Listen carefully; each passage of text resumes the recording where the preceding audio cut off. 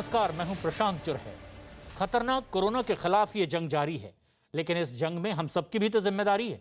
जिम्मेदारी ये कि हम सब मिलकर कोरोना नियमों का पालन करें, और उसमें भी सबसे अहम ये मास्क लगाना ना भूलें। न्यूज़ 18 ने तो इसके लिए एक मुहिम भी शुरू की है, #मास्क पहनो इंडिया। ये मास्क हम तब तक ना उतारें जब तक ये तय ना कर लें कि हम लोगों से बिल्कुल अलग हैं, सुरक्षित जगह पर हैं, जैसे इस वक्त हम स्टूडियो में अकेले मौजूद हैं। क्योंकि कोरोना के खिलाफ इस लड़ाई में इस वक्त ये मास्क ही हमारा सबसे बड़ा हथियार है। और एक बड़ी खबर भी इस वक्त आ रही है। बड़ी खबर बिहार के दरभंगा रेलवे स्टेशन में हुए धमाके से जुड़ी। न्यूज़ 18 के चंद्रमोहन कुमार की खबर है कि दरभंगा धमाके की जांच कर रही जांच एजेंसियों को अब एक बड़ी कामयाबी हाथ लगी है। सूत्रों के मुताबिक जांच एजेंसियों को एक ऐसे नंबर का पता चला है जिससे लगातार पार्सल बुक करने वाले नंबर पर बातचीत होती थी, और वो मोबाइल नंबर धमाके के दौरान दरभंगा रेलवे स्टेशन के पास ही कहीं एक्टिव था। जांच में यह भी पता चला कि फिलहाल ये नंबर नेपाल की सीमा से लगे किसी इलाके में एक्टिव है। दरभंगा रेलवे स्टेशन पर 17 जून को ट्रेन से पार्सल उतार कर रखा गया था और इस दौरान उसमें धमाका हो गया था। चंद्रमोहन हमारे सहयोगी फोन लाइन पर मौजूद हैं। चंद्रमोहन, इस धमाके से जुड़ी जांच पड़ताल में क्या और ताजा अपडेट मिल पा रही है? बिल्कुल, देखिए, दरभंगा स्टेशन पर पार्सल में जो ब्लास्ट हुआ था उसकी जांच एनआईए, बिहार एटीएस और यूपी एटीएस कर रही है। और ऐसे में जांच के दौरान यह सामने आया है जांच एजेंसियों के कि जो पार्सल पर नंबर अंकित है उस नंबर से एक नए नंबर पर बात हो रहा था, और वो नया नंबर दरभंगा स्टेशन है उसके प्लेटफॉर्म नंबर 1 पर एक्टिव था। और उसी वक्त जांच एजेंसियों को, जो वहां पर सीसीटीवी कैमरा लगा हुआ है, वहां पर एक व्यक्ति जो कुर्ता पैजामा और टोपी पहना हुआ है, मास्क लगाया हुआ है, वो काफी बेचैनी में किसी से फोन पर बात करते हुए देखा गया है। तकरीबन 10 से 12 मिनट तक वो व्यक्ति बात किया है और उसके बाद कैमरे से ओझल हो गया है। और उसके बाद वो नंबर बिहार और नेपाल का बॉर्डर जो इलाका है वहां पर वो नंबर अभी एक्टिव मिला है। ऐसे में जांच एजेंसियों को शक है कि हो सकता है कि ये वही व्यक्ति है जिसके नाम पर पार्सल आया हो, या फिर इस संदिग्ध धमाके में उसका हाथ हो सकता है, जिसकी जांच एनआईए भी कर रही है। और जो तमाम एजेंसियां लगातार जांच कर रही हैं, उस व्यक्ति को तलाश रही है कि आखिर वो कौन शख्स था जो स्टेशन पर उस वक्त मौजूद था, तो उसकी भी जांच की जा रही है। और एनआईए अब इस पूरे मामले में जो चंद्रमोहन जांच पड़ताल आगे बढ़ा रही है उसमें भी एक बेहद अहम खबर। न्यूज़ 18 के चंद्रमोहन ये खबर दे रहे हैं कि जांच के दौरान एनआईए को एक और अहम जानकारी हाथ लगी है।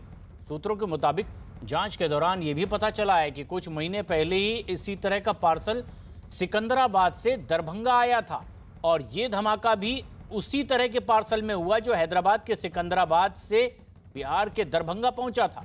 यह पार्सल दरभंगा के खिरमा गांव के रहने वाले किसी आदमी ने रिसीव किया था।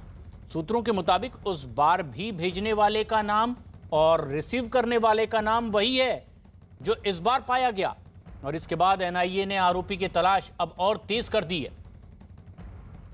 इस बीच न्यूज़ 18 को घटना वाले दिन की सीसीटीवी फुटेज भी हाथ लगी है, जिसमें धमाके से पहले ही स्टेशन पर आम दिनों की तरह चहलकदमी देखी आई दी, और तभी वहां मौजूद कुछ लोग एक जोरदार धमाका सुनते हैं और तमाम लोग खड़े हो जाते हैं। एक महिला जो अपने बच्चे को के साथ जा रही थी वो भी अपनी जगह पर रुक गई, और देखते ही देखते उस फुट ओवर ब्रिज के पास कई लोग जुट गए जहां यह धमाका हुआ था। और इससे थोड़ी ही देर बाद आरपीएफ की टीम भी वहां पर पहुंच जाती है, और धमाके की वजह से पार्सल में रखे गए कपड़े भी पूरी तरह जल गए। चंद्रमोहन, ये जब सीसीटीवी फुटेज सामने आई है, एनआईए जो अपनी पड़ताल लगातार आगे बढ़ा रही है, क्या और पता चल पाया है उस नंबर के बारे में, उस शख्स के बारे में जो इस पर बात कर रहा था, जो उस पार्सल पर लिखा गया था? बिल्कुल, देखिए, इस नंबर को पहले आइडेंटिफाई किया गया और जैसे सीडीआर इसका निकाला गया तो पता चला कि जो पार्सल पर नंबर अंकित है उस नंबर से एक नए नंबर पर तकरीबन 10 से 12 मिनट तक इस स्टेशन पर तैनात एक शख्स से बात की गई है। और जो ये नंबर पार्सल पर अंकित है, ये उत्तर प्रदेश के शामली के कैराना इलाके के रहने वाले एक शख्स के नाम पर है, जिन 2 लोगों को गिरफ्तार किया गया है। और यूपी एटीएस लगातार पूछताछ कर रही है और हो सकता है कि एनआईए की टीम शामली भी जाए, कैराना भी जाए, जहां से इन 2 लोगों को गिरफ्तार किया गया है। वहीं एक और युवक को हिरासत में लिया गया है तेलंगाना में, उससे भी पूछताछ की जा रही है। और माना जा रहा है कि यह पूरा जो है इन लोगों ने ही साजिश रची थी, जिसमें पहले इस पार्सल को भेजा गया और उसमें कौन सा संदिग्ध वस्तु रखा गया था, किस तरह का विस्फोटक रखा गया था, इसकी भी जांच चल रही है। और यह माना जा रहा है कि तेलंगाना में जिस शख्स को हिरासत में लिया गया है, उससे कई अहम जानकारी एनआईए को मिली है। और उसके बाद एनआईए जांच जैसे जैसे आगे बढ़ा रही है, परत दर परत इसमें खुलासे हो रहे हैं। और कई ऐसे सबूत हैं जो सामने आए हैं, जो यह दर्शा रहा है कि कहीं ना कहीं एक बड़ी साजिश रची गई थी और पार्सल भेजकर दरभंगा स्टेशन पर कोई बड़ी साजिश रचने के ये लोग फिराक में थे। इसी दौरान यह ब्लास्ट हो गया। और अब एनआईए जब पूरे मामले की जांच कर रही है, तो माना जा रहा है कि जल्दी खुलासा हो जाएगा कि आखिर इस विस्फोटक के यहाँ भेजने के पीछे की हकीकत क्या है। 17 जून को बिहार के दरभंगा रेलवे स्टेशन पर पार्सल में हुए इस ब्लास्ट के मामले में एफआईआर दर्ज करते हुए एनआईए ने अब इसकी शुरू कर दी है जांच पड़ताल। और अब तक के 3 राज्यों की एटीएस इस पूरे मामले की पड़ताल में जुटी हुई थी। लेकिन अब जांच की जिम्मेदारी मिलते ही एनआईए की एक टीम भी दरभंगा पहुंची है। छानबीन की उन्होंने शुरुआत कर दी। जांच अधिकारियों ने सबसे पहले उस जगह का दौरा किया जहां प्लेटफॉर्म पर यह पार्सल में धमाका हुआ था। इस बीच न्यूज़ 18 के हाथ उस पार्सल को बुक किए जाने की एक्सक्लूसिव रसीद भी लगी है। ये पार्सल 15 जून की रात 9:49 पर बुक किया गया, जबकि उस दौरान शहर में शाम 6 बजे से सुबह 6 बजे तक कोरोना कर्फ्यू लगा हुआ था। पार्सल मोहम्मद सुफियान ने बुक किया और पाने वाले का नाम भी आश्चर्यजनक तौर पर सुफियान ही दर्ज है उसमें। चंद्रमोहन, जब इस तरह की बात सामने आ रही है कि इससे पार्सल को भेजने वाला भी सुफियान नाम का ही शख्स है, रिसीव करने वाला भी सुफियान, ये आखिर सुफियान है कौन, क्या पता चल पाया उसके बारे में? बिल्कुल, देखिए, एनआईए इस पूरे मामले की जांच कर रही है और जांच के दौरान यह पता चला है कि 2016 में एक वारदात हुई थी जम्मू कश्मीर इलाके में, और वहां पर मूसा नाम का एक व्यक्ति गिरफ्तार हुआ था, जिसने सुफियान का नाम लिया था और इसने लातेहार इलाके में, झारखंड का लातेहार इलाके में अपना ठिकाना बनाया था। हालांकि अभी वो कहाँ है इसका अब तक पता नहीं चल पाया है। और जैसे ही सुफियान का नाम सामने आया है, उसके बाद जांच एजेंसियां जो है वो पुराने रिकॉर्ड को खंगाल रही है कि अब तक जो आतंकी पिछले 10 साल में गिरफ्तार हुए हैं, उसमें किन किन लोगों ने सुफियान का नाम लिया था। तो कहीं ना कहीं यह पूरा मामला जो है वो विदेश से जुड़ते हुए आ रहा है। और जो नंबर पार्सल पर अंकित मिला था, उस नंबर के सीडीआर से यह पता चला है कि कई बार उस नंबर से पाकिस्तान भी बात हुई है। ऐसे में सीधे तौर पर जांच एजेंसियां जो हैं वो यह तलाशने में जुटी हैं कि कहीं इसका पूरा कनेक्शन आईएसआई से तो नहीं है। तो ऐसे में जो जांच एजेंसियां हैं वो फूंक फूंक कर कदम उठा रही हैं और एक के बाद एक साक्ष्य जुटाए जा रहे हैं और माना जा रहा है कि जल्दी इस ब्लास्ट का खुलासा हो जाएगा। और लगातार अपडेट्स आपसे लेते भी रहेंगे। लेकिन जिस तरह से अब इस पूरे मामले में तफ्तीश आगे बढ़ रही है, आतंकी कनेक्शन सामने आ रहा है और जबरन धर्मांतरण के मामले की भी जांच जैसे जैसे आगे बढ़ रही है, वैसे वैसे कई चौंकाने वाली बड़ी जानकारियां सामने निकल कर आई है। न्यूज़ 18 के अजीत सिंह की खबर है कि यूपी में 24 से ज्यादा एनजीओ और संगठन पर जबरन धर्मांतरण करने के आरोप में छापेमारी की जा रही है। आतंकी संगठन जैश-ए-मोहम्मद का नाम इस मामले से जुड़ने के बाद अब इस मामले की जांच के लिए यूपी सरकार ने एटीएस के साथ एसटीएफ को भी लगा दिया है, जो देश के 24 राज्यों में उमर गौतम के रैकेट की तलाश में जुटी है। इस बीच यूपी में उमर गौतम के 200 से ज्यादा करीबियों के लिस्ट और धर्मांतरण करने वालों के दस्तावेज भी एटीएस के हाथ लग गए। इसकी भी जांच की जा रही है। विदेशी फंडिंग के साथ साथ यूपी एटीएस भी इस बात की जांच में जुटी हुई है कि विदेशी खातों से कौन हवाला के जरिए उमर गौतम को ये पैसे भेज रहा था और ये आरोपी उमर गौतम इन पैसों का इस्तेमाल किस तरह से धर्मांतरण में कर रहा था।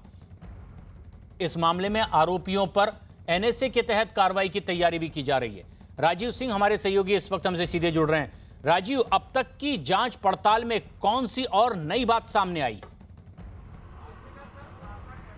देखिए, जो धर्मांतरण के आरोपी उमर गौतम और मुफ्ती जहांगीर पकड़े गए हैं, गिरफ्तार किए गए हैं, उनसे जो पूछताछ हो रही है उसमें कई बड़े खुलासे हुए हैं, जिनमें ये बात सामने आई है कि जो धर्मांतरण था वो सिर्फ उत्तर प्रदेश के विभिन्न जिलों में नहीं कराया जा रहा था, बल्कि देश के 24 राज्यों और केंद्र शासित प्रदेशों में भी कराया गया है। और साथ ही साथ भारत के बाहर अमेरिका, इंग्लैंड, कतर और कुवैत जैसे जो मुस्लिम कंट्री, अरब कंट्रीज देशेस हैं, वहाँ पर भी इस तरह के धर्मांतरण करवाया गया है उमर गौतम के द्वारा। इस दौरान जब उसके बैंक अकाउंट्स को खंगाला गया है तो उसमें भी उत्तर प्रदेश की विभिन्न जो धार्मिक और एजुकेशन सोसाइटी के नाम पर संस्थाएं चलती हैं, उनके द्वारा उसमें फंडिंग की बात सामने आई है और उसमें कुछ पैसा ट्रांसफर किया गया है। ऐसे में अब एटीएस इस बात की पता लगाने में जुटी हुई है कि आखिर इस पूरा जो धर्मांतरण का रैकेट उत्तर प्रदेश, दिल्ली और पश्चिम बंगाल समेत देश के 24 राज्यों में चल रहा था, इनमें कौन कौन से लोग शामिल हैं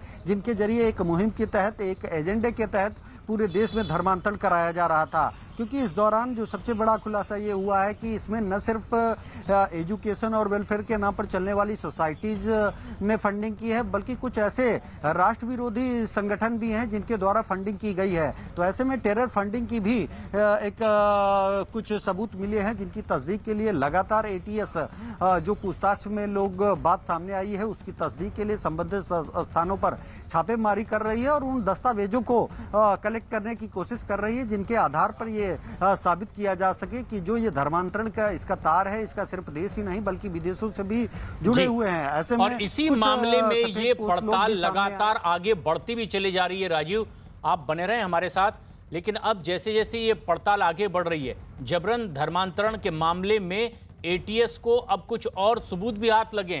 टेरर फंडिंग से ये पूरा मामला जुड़ता दिखाई दे रहा है। न्यूज़ 18 के अजीत सिंह की खबर है कि जबरन धर्म परिवर्तन करवाने के लिए आतंकी संगठनों से यहां पैसा भेजा जाता था। जांच में यह भी सामने आया कि खास तौर पर दिव्यांग बच्चों को निशाना बनाया जाता था और बच्चों का धर्म परिवर्तन करने के बाद इन बच्चों का इस्तेमाल आतंकी गतिविधियों में किया जाता था। इस बात के भी सबूत मिले कि सिर्फ हिंदू ही नहीं बल्कि ईसाई, जैन और सिख समुदाय से जुड़े इस तरह के दिव्यांग बच्चों का धर्मांतरण किया जाता था और उन्हें आतंकी गतिविधियों में जोड़ा जाता था। ये भी पता चला है कि आरोपी उमर गौतम देश के 24 राज्यों और केंद्र शासित प्रदेशों में धर्मांतरण करा चुका है। इस बात के भी सबूत मिले कि आरोपी उमर गौतम ने अपने काम को अंजाम देने के लिए राजधानी दिल्ली के बाटला हाउस इलाके में एक ऑफिस भी बना रखा है।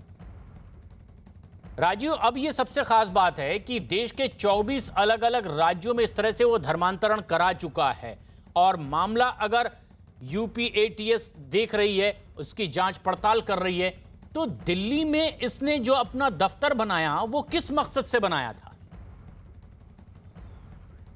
देखिए, जिस तरह से अभी पूछताछ में बात सामने आई है और खुद उमर गौतम ने इस बात को एक्सेप्ट किया है पूछताछ के दौरान कि वो एक जो धर्मांतरण का ये कार्य था वो सिर्फ उत्तर प्रदेश के विभिन्न जिलों में नहीं बल्कि देश और विदेशों में भी उसने धर्मांतरण कराए हैं। और यही कारण है कि उसने इसके लिए जो केंद्र बनाया था वो दिल्ली के बाटला इलाके को अपना केंद्र बनाया था और इस दौरान उसके द्वारा इस्लामिक दावा सेंटर नाम की एक संस्था भी चलाई जा रही थी। ऐसे में अब जो एटीएस है वो उस इस्लामिक दावा सेंटर के अकाउंट्स को खंगालने की कोशिश कर रही है और ये जानने की कोशिश कर रही है कि उमर गौतम, मुफ्ती जहांगीर, जो लोग अरेस्ट किए गए हैं, इन तमाम लोगों जो इस पूरे नेटवर्क से जुड़े हैं, इनके बैंक अकाउंट्स में आखिर पैसा आ कहां से रहा है जिसके जरिए ये उत्तर प्रदेश समेत देश में धर्मांतरण कराया जा रहा है। और साथ ही साथ जो सबसे बड़ी बात है कि इस ग्रुप द्वारा, इस गैंग द्वारा जो टारगेट किया जाता था वो डेफ बच्चों पर किया जाता, विकलांग बच्चों को टारगेट बनाया जाता था और साथ ही साथ उन स्टूडेंट्स को अपना सॉफ्ट टारगेट बनाया जाता था जो हायर एजुकेशन के लिए दिल्ली जाते थे या अन्य हायर इंस्टीट्यूशन में पढ़ते थे। पर छात्रों को टारगेट बनाने के पीछे एक स्ट्रेटेजी भी जांच पड़ताल में सामने आई है। एटीएस की जांच में धर्मांतरण के तार अब उत्तर प्रदेश के प्रयागराज से जुड़ते दिखाई दिए। न्यूज़ 18 के अजीत सिंह की खबर है कि इस मामले की जांच में इलाहाबाद यूनिवर्सिटी के प्रोफेसर मोहम्मद शाहिद का भी नाम सामने आया है। आरोप यह है कि कानपुर की रहने वाली ऋचा का प्रोफेसर मोहम्मद शाहिद ने ही धर्मांतरण करवाया और उसके बाद ऋचा बन गई माहीन अली। यह भी पता चला है कि पिछले साल इंडोनेशिया से आए तबलीगी जमात के लोगों को मस्जिद में ठहराने और उनकी जानकारी छिपाने के आरोप में प्रोफेसर मोहम्मद शाहिद जेल भी जा चुके हैं, जो कि फिलहाल जमानत पर बाहर है। राजीव, प्रोफेसर मोहम्मद शाहिद अली का किस तरह का पिछला ट्रैक रिकॉर्ड और इस धर्मांतरण के मामले में कैसे जुड़ता दिखाई दिया तफ्तीश में? देखिए, प्रयागराज के जो प्रोफेसर मोहम्मद शाहिद हैं, उनको वो शुरू से ही संदिग्ध रहे हैं और यही कारण है कि कोरोना काल में जब पहली लहर आई तो उस दौरान भी उन पर तबलीगियों को छिपाने का आरोप लगा। उसके बाद उनको गिरफ्तार किया गया, जेल भेजा गया और करीब 1.5 माह तक वो जेल में रहने के बाद जमानत पर रुके हैं। उस वक्त भी जो तबलीगी जमात से जुड़े लोग थे वो भी उनके घर पर एजुकेशन के लिए ही आने की बात सामने आई थी। लेकिन लगातार जिस तरह से आपने देखा कि कानपुर की युवती जो रिचा है उसको किस तरह से प्रोफेसर शाहिद ने एक पहले मोटिवेट किया, ब्रेन वॉश किया और उसके बाद उसको धर्मांतरण कराया। ये कोई पहला मामला नहीं है, ये तो वो मामले हैं जो एटीएस की जांच में खुलासा हुआ है, उनसे जुड़े दस्तावेज मिले हैं। ऐसे तमाम लोग इस नेटवर्क में शामिल हैं जो एक संगठित तौर पर उत्तर प्रदेश के साथ ही साथ देश के विभिन्न कोनों और विदेशों तक में इस धर्मांतरण के कार्य को अंजाम दे रहे हैं। अब एटीएस उन्हीं लोगों तक पहुंचने की कोशिश कर रही है कि आखिर प्रोफेसर शाहिद जैसे उत्तर प्रदेश या देश में ऐसे कौन कौन से लोग हैं जो शैक्षणिक संस्थानों के जरिए जो छात्र हैं उनको मोटिवेट कर रहे हैं। और ये छात्र हिंदू हैं, सिख समुदाय से जुड़े हुए हैं, जैन हैं, ईसाई हैं, इन सभी लोगों को टारगेट किया जा रहा है। क्योंकि ये टारगेट इसलिए है कि ये छात्रों, इस आयु वर्ग के लोगों को अच्छे से मोटिवेट किया जा सकता है, उनका ब्रेन वॉश किया जा सकता है, क्योंकि इस वक्त उनके पास कोई खास जिम्मेदारी नहीं रहती है। लेकिन अगर जो दूसरे लोगों को टारगेट करेंगे तो कहीं ना कहीं वो पारिवारिक पृष्ठभूमि से जुड़े रहते हैं, तो ऐसे में उनको धर्म परिवर्तन कराना एक बड़ा टास्क हो सकता है। और यही कारण है कि जो इस तरह का गिरोह है उसके द्वारा डेफ बच्चों को और साथ ही साथ युवाओं को टारगेट किया जाता है जो अनमैरिड है, जो एजुकेशन के लिए किसी इंस्टीट्यूशन में दाखिला लिया। और राजीव, एक के बाद एक ऐसे कई युवाओं के मामले भी सामने आते जा रहे हैं। धर्मांतरण के मामले के तार अब उत्तर प्रदेश के कानपुर से भी जुड़े दिखाई दे रहे हैं। न्यूज 18 के विवेक मिश्रा की खबर है कि यहां एक लड़के का जबरन धर्म परिवर्तन करवाया गया जो पिछले कई दिनों से गायब था, लेकिन एक दिन पहले ही अचानक वो घर वापस लौट आया है। आदित्य गुप्ता से अब्दुल कादिर बने लड़के के घर वालों का आरोप है कि इलाके के ही कुछ लोगों ने जबरन उसका धर्म बदलवा दिया और इसकी शिकायत अब वो पुलिस से कर रहे हैं। लॉकडाउन के समय से रमज़ान का समय था, उस समय जो है जब भी इसको सुबह हम खाना वाना खाने को दे रहे थे तो ये बोलता था अभी नहीं, बाद में खाएंगे। इस तरीके से ये शाम को खाना खाता था। कई दिन ये चला, तब हमें समझ में आया कि लगता है ये रोज़ा का कुछ चल रहा है। थोड़े दिन के बाद में उधर से वो कॉल लोग थे जिन लोगों ने इसको बोला कि उर्दू सीखने के लिए, तो ये कॉपी में, डायरी में कहीं उर्दू का लिखने का शुरू किया। तब हमको शक हुआ, तो काफ़ी इससे परेशान हो गए थे। मोहम्मद वाशिफ करके एक डेफ बच्चा था जो कि लगभग 2012 के समय में कोई एक बच्चा, डेफ बच्चा ही उसके पास ले गया था। इसके दिमाग में कुछ इस्लामिक बीज बोया गया था शायद। और उसके बाद जब हमें कहीं से पता चला कि आपका बेटा वहाँ जाता है तो मैं जो है बहुत परेशान हुई। 2-3 बार ये गया होगा। तीसरी बार ये संडे के दिन होता था जब स्कूल ऑफ होता था। तो अब समझ लीजिए कि 2012 की बात है, तो ये रहा होगा 14-15 साल का। तो उस समय तो जो है इसको जब हम वहाँ गए हैं तो इस्लामिक क्लासेस चल रही थी, तो मेरे जाने के बाद हमने इसको काफ़ी डांटा और जो मोहम्मद वाशिफ थे उनसे भी हमने कहा कि मेरा बेटा यहाँ नहीं आना चाहिए। तो फिर उन्होंने खुद ही मना कर दिया कि आपका बेटा जो है अब यहाँ नहीं आएगा। इससे बोला तुम्हारी मम्मी टीचर है और हमको गुस्सा की, अब तुम मत आना। तो कहीं ना कहीं दिमाग में तब से चल रहा होगा, लेकिन अभी तो ये पिछले साल से ही हुआ। अच्छा, हम लोगों को ऐसे समझ में आ रहा ना कि जो बच्चा अपनी फैमिली से इतना अटैच था, सब कुछ था, उसके बावजूद ये बच्चा ऐसे भटक गया कि हम लोगों की बात सुनना बंद कर दिया, पूजा पाठ बंद कर दिया, हम लोगों से लड़ने को तैयार हो जाता था। हमेशा बोलता था कि जो है ये सब बेकार है, ये मूर्तियाँ यहाँ से हटा दो, फेंक दो। तो ये ऐसा तो कोई नॉर्मल व्यक्ति नहीं करेगा ना। जब उसका ब्रेन वॉश किया जाएगा, उसको जब हमारी बात नहीं समझ में आ रही हो, हमारे बस में नहीं रहा। राजीव, इस आदित्य गुप्ता के परिवार वाले ये बता रहे हैं कि धर्म बदलकर वो अब्दुल कादिर हो गया, लेकिन ब्रेन वॉश करवाया जा रहा था। पिछले कितने दिनों से ऐसा सब कुछ चल रहा था जिसकी भनक इन्हें बाद में लगी हो? जैसा कि आपने सुना कि खुद उसकी मां बता रही है कि ये जब उसकी एज 14 वर्ष थी तभी से ये प्रयास किया जा रहा था कुछ लोगों द्वारा कि उसका धर्म परिवर्तित कराया जाए, और उसी के तहत ये स्टेप टू स्टेप जो प्रक्रिया है उसके तहत पहले उसे कॉन्फिडेंस में लिया गया, फिर उसको उर्दू सिखाने की कोशिश की गई, और वो कभी कभार घर में छुप छुप कर नमाज भी पढ़ता था। लेकिन इन लोगों को जब ये इस बात का अंदेशा हुआ, शिकायत किया, तो कुछ दिन के लिए तो वो फिर उन चीज़ों को बंद कर दिया। लेकिन एक बार पिछले कुछ दिनों बाद उनको पता चला कि उनका बेटा अब धर्म परिवर्तित कर चुका है। तो कुल मिलाकर अब जो इस गैंग द्वारा जो पूछताछ में भी बात सामने आई है उसमें इन्होंने धर्मांतरण का जो तरीका है वो बदला है। पहले क्या होता था कि आपको डरा कर धमका कर इस तरह का धर्मांतरण कराया जाता था, लेकिन अब धर्मांतरण का टारगेट सेट किया जाता है कि किन किन बच्चों का धर्मांतरण कराना है, और फिर उनको एक लंबे समय से मोटिवेट किया जाता है, उनकी एक एज एक फ्रेंड रहा जाता है, उनकी हर सुख दुख में मदद की जाती है, और फिर उनका धीरे धीरे ब्रेन वॉश करके उनकी मर्जी से उनका धर्मांतरण कराया जाता है, कोई लोभ या लालच देकर। जो अब तक के धर्मांतरण के कई केस राजधानी लखनऊ समेत उत्तर प्रदेश में सामने आए हैं, उनके भी परिजन यही कह रहे हैं कि उनके परिजनों को ये भनक तक नहीं लगी कि कब उनका बेटा चला गया और धर्म परिवर्तित कर लिया, क्योंकि इस दौरान उनके जब माँ बाप से बात की गई तो कुछ ने ये स्वीकारा कि वो कहीं न कहीं भी कभी कभी पैसे भी भेजता था। तो आखिर सवाल ये और है इस तरह के अलग अलग प्रलोभन के मामले भी अब राजीव सामने आ रहे हैं इस अवैध धर्मांतरण के मामले में। उत्तर प्रदेश के शाहजहांपुर से भी ऐसी ही खबर आ रही, जहां एक लड़की के धर्म परिवर्तन के मामले में तो एक नया मोड़ आ गया। न्यूज 18 के दीप श्रीवास्तव की खबर है कि लड़की ने नौकरी पाने के लिए अपना धर्म बदल लिया। बताया गया कि एक महिला के संपर्क में आने के बाद लड़की ने अपना धर्म परिवर्तन करवाया, और यह भी पता चला कि दुबई एयरपोर्ट पर नौकरी पाने के लिए लड़की को ऐसा करना पड़ा। वहीं अब लड़की के पिता ने दोबारा इसे हिंदू धर्म से जोड़ने की प्रक्रिया शुरू कर दी। यहाँ पे मैं काफ़ी टाइम से जॉब कर रही थी, तो यहाँ पे बहुत मेहनत है और इतना टाइम लगता है, इतनी सैलरी भी नहीं है। तो वहाँ मेहनत तो देखिए हर जगह है, ठीक है, लेकिन वहाँ पे अगर मैं अपना रिलीजन चेंज करके जाऊंगी तो वहाँ की जो लोग हैं, जो बेनिफिट्स उनको मिलते हैं वो मुझको भी मिलेंगे। करियर अच्छा बनाने के लिए हम कोई चीज़ चेंज करते हैं तो वो मैटर नहीं करती। मेन चीज़ ये है कि अगर आप अच्छे इंसान हो तो वो सबसे बड़ा धर्म होता है। ये चीज़ें इतना मैटर नहीं करती हैं। और आपको भी पता है कि अगर किसी के पास पैसे ना हो, आज के टाइम में पैसा हर किसी के लिए जरूरी है, पैसे नहीं हो तो वो कितनी प्रॉब्लम्स फेस करता है।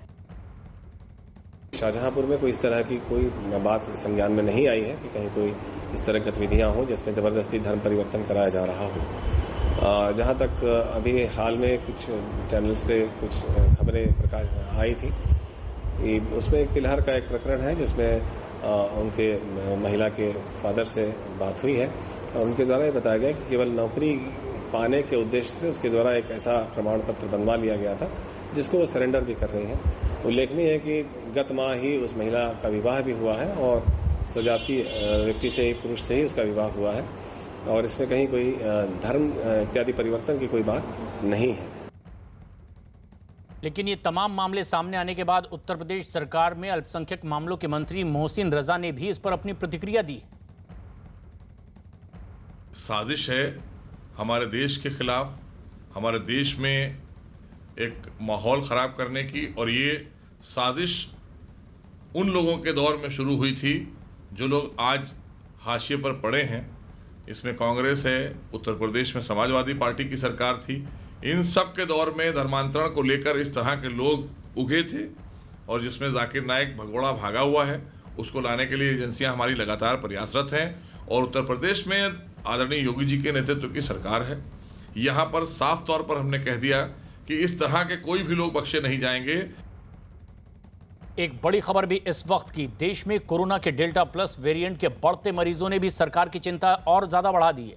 देश में अब तक करीब 50 से ज्यादा डेल्टा प्लस वेरिएंट के मरीज मिल चुके हैं, और इसके अलावा महाराष्ट्र के रत्नागिरी में तो इसी वेरिएंट की वजह से एक आदमी की मौत भी हो चुकी है। डेल्टा प्लस के इस डर की वजह यह भी कि तीसरी लहर अब और ज्यादा खतरनाक हो सकती है, जिसकी आशंका जाहिर की जा रही है। महाराष्ट्र में सबसे ज्यादा 21 मरीज डेल्टा प्लस के पाए गए, जिसके बाद महाराष्ट्र सरकार ने एहतियात बरतते हुए अब राज्य के सभी 36 जिलों को लेवल 3 में डाल दिया है। यानी कि यहां पर लॉकडाउन के नियमों को पहले के मुकाबले अब और ज्यादा सख्त कर दिया गया है। आज की तारीख में हम देखें जहां पूरे विश्व में इसके बहुत ही लिमिटेड नंबर ऑफ केस हैं, और भारत की, जैसे कि आपको खुद भी जानकारी है, भारत के जो आज की तारीख में जो केसेस हैं वो केसेस भी बहुत ही एक सीमित संख्या में हैं। आज की तारीख में अगर मैं आपको बताऊं तो करीब 50 केसेस पूरे हिंदुस्तान में 12 जिलों में पाए गए हैं, और इन 50 केसेस से ये भी हमारे 3 पिछले माह में फैले हुए हैं। तो आप ये नहीं कह सकते कि किसी भी जिले में, किसी भी राज्य में ये एक हमको बढ़ता हुआ ट्रेंड दे रहे हैं। ये मैं बात आपको कहना चाहूंगा, क्योंकि हम जब तक इसको कोरिलेट नहीं कर लेंगे तब तक हम ये नहीं कहेंगे कि ये बढ़ता हुआ ट्रेंड है। महाराष्ट्र में डेल्टा प्लस के मरीजों की संख्या बढ़ने के साथ ही साथ उद्धव सरकार भी अब एक्शन में आ गई है। महाराष्ट्र के 36 जिलों को अब लेवल 3 में डाल दिया गया है, यानी कि वो जिले जो लेवल 1 और 2 में थे अब वो लेवल 3 में पहुंच गए। लेवल 3 में अब लॉकडाउन के नियम भी बदल जाएंगे, यानी कि अब लेवल 3 में आने वाले जिलों में सारी दुकानें शाम 4 बजे तक बंद हो जाएंगी। इसके साथ ही लेवल 3 के जिलों में आने वाले शॉपिंग मॉल पर भी पाबंदी रहेगी और तय समय के बाद सिर्फ केमिस्ट की दुकानों को ही खुले रखने की इजाज़त दी जाएगी। आशीष दीक्षित हमारे सहयोगी इस वक्त हमसे सीधे जुड़ रहे हैं, दादर में मौजूद हैं। और ये सबसे खास बात है कि महाराष्ट्र के अब जो तमाम 36 जिले हैं इन्हें लेवल 3 में ला लिया गया, यानी कि सख्ती अब और ज़्यादा बढ़ाएगी सरकार और एहतियात बरतना पड़ रहा है, क्योंकि डेल्टा प्लस वेरिएंट के जितने कोरोना मरीज देश भर में सामने आए हैं उसमें तकरीबन आधे तो महाराष्ट्र से आते दिखाई दे रहे हैं, और ऐसे में अब एहतियात बरतना भी जरूरी है। सरकार कई जगह सख्ती बरत रही है। आशीष दीक्षित हमारे सहयोगी इस वक्त हमारे साथ सीधे जुड़ रहे हैं। आशीष, अब जबकि सख्ती बढ़ाई जा रही है, किस तरह के कदम उठाए जा रहे हैं महाराष्ट्र सरकार की ओर से? साफ तौर पर महाराष्ट्र सरकार ने कल जो आदेश दिए थे कि अब सभी ज़िले जो हैं वो लेवल 3 में होंगे, इसके बाद मुंबई पुलिस भी हरकत में आई है और मुंबई पुलिस ने बैरिकेटिंग लगाकर जो वाहन है, जो निजी वाहन है, जो लोग रास्तों पर उतरे हैं उनके डॉक्यूमेंट्स चेक किए जा रहे हैं, साथ ही में उनसे कहाँ जा रहे हैं और क्या कोई वैलिड रीज़न है उनके पास जाने का, इसके लिहाज से मुंबई पुलिस ने भी कदम उठाने शुरू किए गए हैं। ड्राइविंग लाइसेंस यहाँ पर आप देख सकते हैं कि चेक हो रहा है। बाकायदा जो रास्तों पर होने वाली भीड़ है, साथ ही में जो लोग मास्क नहीं लगा रहे हैं, नियमों का पालन नहीं कर रहे हैं, उन पर मुंबई पुलिस भी एक्शन लेते हुए अब नज़र आ रही है। साथ ही में सरकार ने जो नियम बनाए हैं और अब 4 बजने को महज कुछ ही समय बाकी है, ऐसे में दुकानें भी बंद करनी है। मुंबई पुलिस का ध्यान पूरी तरीके से उस पर भी है कि दुकानें जो हैं वो अन्य जो अत्यावश्यक सेवाओं को छोड़कर अन्य जो दुकानें हैं उन्हें 4 बजे बंद करने के लिए मुंबई पुलिस कई जगहों पर पहुंच रही है। प्रशांत, और ये सख्ती अब बढ़ती जा रही है, लेकिन जो मामले हैं वो महाराष्ट्र में ज़्यादा बढ़ते दिखाई दे रहे हैं। देश भर में जितने मामले आए हैं उसमें तकरीबन आधा आंकड़ा महाराष्ट्र से दिखाई दे रहा है, और देश में भी लगातार अब डेल्टा प्लस के मरीज बढ़ते दिखाई दे रहे हैं। देश के 12 राज्यों में कोरोना के अब डेल्टा वेरिएंट के करीब 50 मरीज मिले हैं। इस लिस्ट में सबसे ज़्यादा 21 मरीज अकेले महाराष्ट्र से हैं। इसके अलावा तमिलनाडु में 9, मध्य प्रदेश से 7 डेल्टा प्लस वेरिएंट के मरीज मिले हैं, और केरल के 3, पंजाब और गुजरात में डेल्टा प्लस के 2-2 मरीज पाए गए।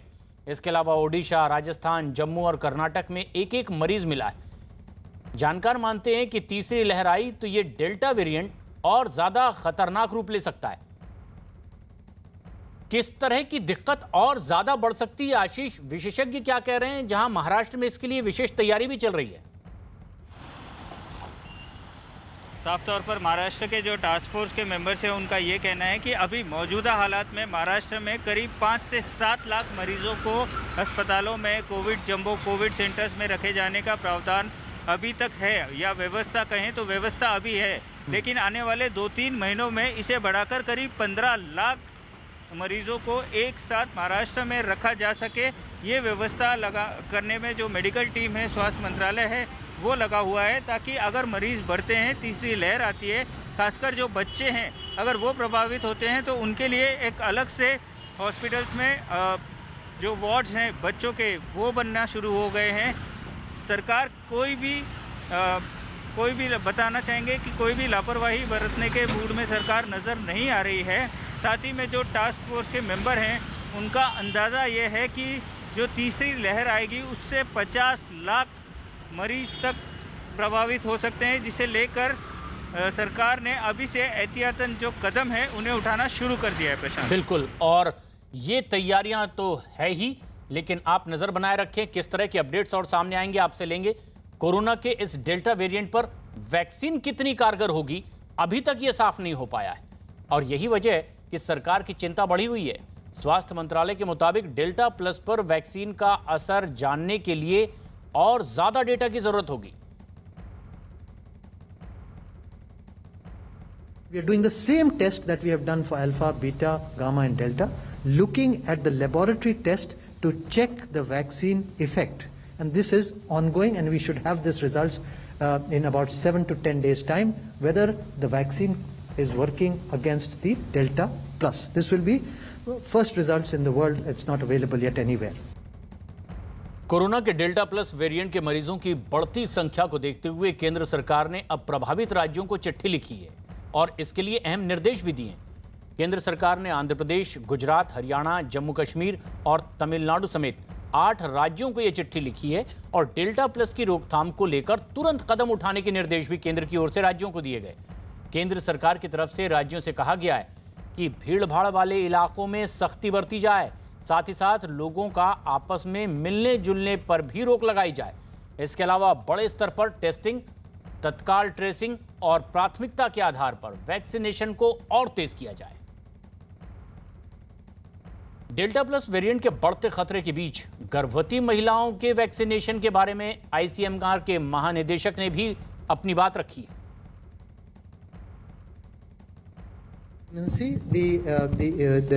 The Ministry of Health has given this guideline that they can be given, the vaccine can be given. We have also demonstrated from the ICMR, from the PREG-COVID registry, that vaccination is useful in pregnant and it should be given. Haryana में भी delta plus variant का एक मामला सामने आया है। Delta plus का ये मरीज हरियाणा के फरीदाबाद में मिला है। इसके बाद हरियाणा सरकार ने एहतियाती कदम उठाने के निर्देश भी दे दिए हैं।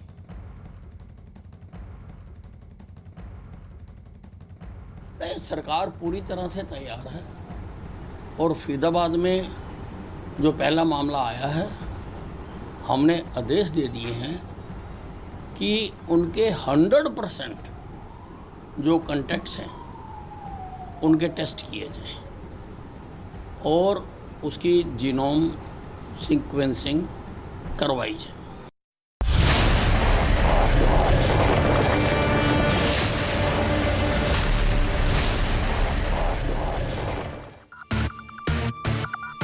देश का सबसे खौफनाक जंगल, दरिया और दलदल का रास्ता